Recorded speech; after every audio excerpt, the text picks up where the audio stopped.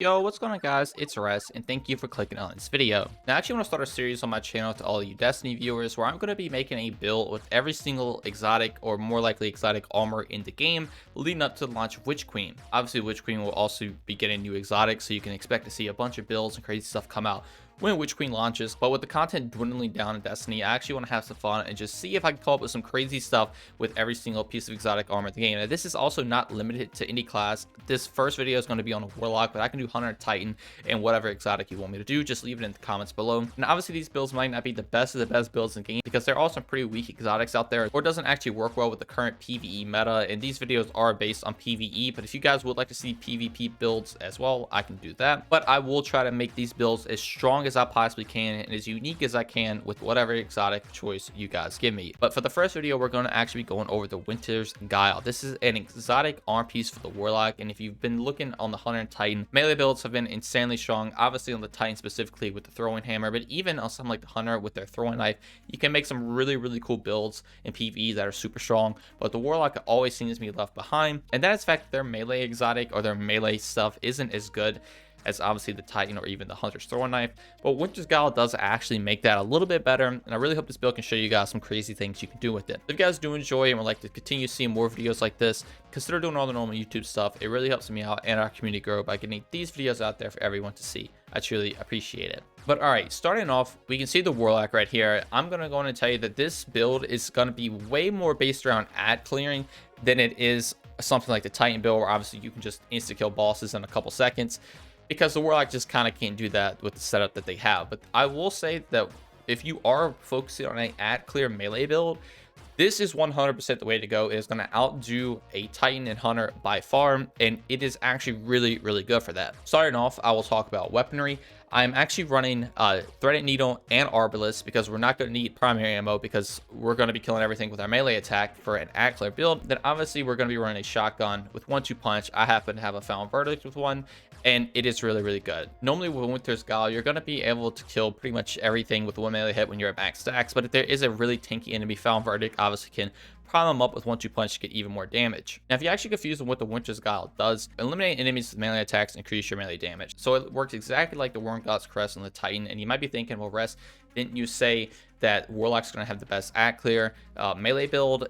Even though this works exactly the same way as the titan exotic, and titans are inherently just better at melee builds. And the answer to that is yes, and that is the fact that you can actually run something like Devour. So obviously when you get a melee kill, you proc Devour, or if you eat your grenade, you can also proc Devour. And when you get a kill while Devour is active, you get instant health regeneration. Literally you go to max and you get some grenade cooldown rate. We all know how bottom skill tree Void Walker works. It's really good. Devour is insanely strong, and you're going to be able to just run it up, meleeing people like crazy all the time, and literally always having max health. It's really good. Now to get over into mods and stuff that I'm going to be running, I would 100% recommend running 100 strength if you are going to try this build out. You have a 20 non-second cooldown rate with the Devour melee. It is really good.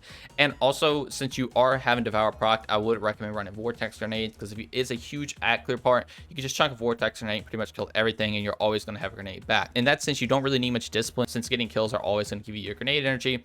So definitely try to get 100 strength and obviously much as recovery as you can. And since this is going to be a series based on every exotic, I don't have perfect gear for everything, so that's why some stuff isn't masterwork, but I want to try to show you guys some stuff you can do if you guys want to farm for perfect gear for it. So for our first mod, we're going to have melee wellmaker. So power melee combatants, final blows, spawn elemental wells, matching your subclass energy type. So when we get a void kill, we're not only going to proc Devour now, we're also going to spawn our elemental wells. Now to take advantage of elemental wells, I'm also going to be running elemental charge. So when I pick up that void elemental well, I'm going to get 2 stacks of charge for light, which is going to be really good, because this is what's going to allow us to be tanky and constantly have our melee up at all times. And as you see, I am running Particle Deconstruction, and I do have linear fusion ammo on because I'm running 2 linears, and if I ever need to do some big boss damage, that's what those are for. Now before I get into the mods where I talk about taking advantage of Charge Light, I'm actually going to look back right here and take a look at my mod when we run it, which is Well of Tenacity. So picking up a Void Elemental Well will reduce the damage you take from Guidance for a short period of time. This isn't that long, it's like 5 or 6 seconds, I'm pretty sure, but it is really good if you're trying to go pick that well up to get charged with light. You're going to take some damage reduction, which is good, on top of you constantly regenerating your health all the time with Devour,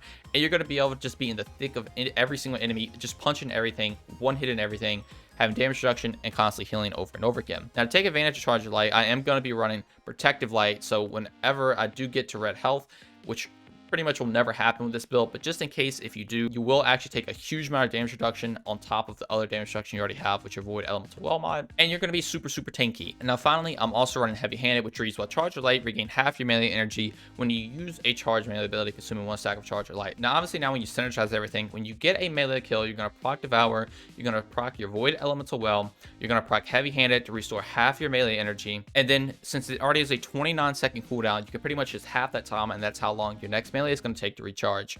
You're going to be able to start proccing your Winter's Guile to get your melee damage up, melee and everything, one-shotting it. Once you pick your Void Elemental Well up, you're getting damage reduction, you're getting back to 2 times Charge Your Light, which then again can always reproc Heavy Handed constantly. And if you ever do get down to your red bar health, you have Protected Light as well to get a huge boost of damage reduction, so you can get another melee kill really quick and get your health back to full, which again obviously in return will spawn the Void Elemental Well again, and you will get Charge Your Light again. And as you see, it just keeps going over and over again. The synergy is insane. This is the best I think you could actually do with Winter's Guile right here. It is a very fun exotic. It lets you actually not run a primary weapon, so you can actually just focus on having huge damage buffs with just special weapons, and obviously your shotgun with 1-2 punch.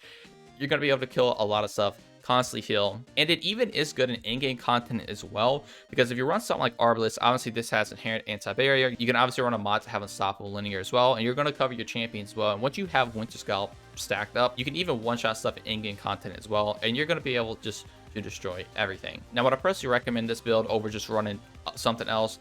Probably not, but again, that's what this video is for. If this doesn't interest you and you want to just learn more about every single exotic, learn about some builds you can run with them, and who knows, this build might appeal to you if you like meleeing a bunch of stuff and just constantly healing and have a bunch of damage reduction. Definitely be sure to try this out, because I think you guys are going to love it. But anyway, I really did hope you guys enjoyed this first video of the series I want to start. Again, be sure to let me know in the comments what you would like to see next, and I can try to put together, again, the most unique and just strongest thing I can with it. And I really hope you guys enjoy it. Now, for the rest of the video, I'll probably will just show some strike gameplay if you guys would like to continue watching it to understand the build a little bit more. But that is going to do all for me. Thank you all so much for watching, and I'll see you in the next one. Peace.